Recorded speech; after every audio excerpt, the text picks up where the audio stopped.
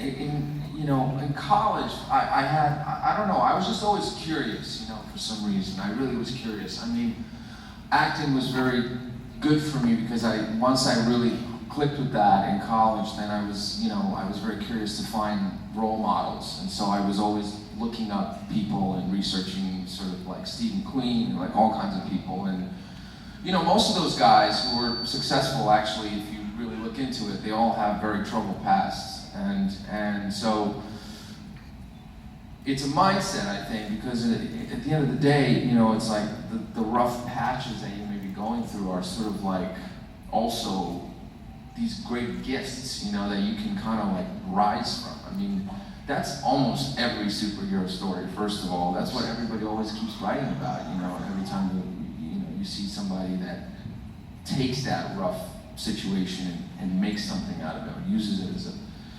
jump off point or whatever.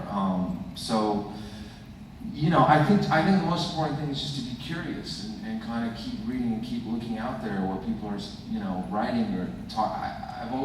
Biographies to me were always very, sort of important because I like knowing how someone got to where they got, and every time it's the same story. Every time it's someone who feels like the world's falling apart around them, or they've lost someone important in their life, or they've got nothing, no opportunities. They're growing up in a neighborhood full of drugs and all kinds of things. So, and it's interesting to see them find their way, and so I guess go out there and surround yourself with those examples of people that have gotten through that, and just know that we're all capable.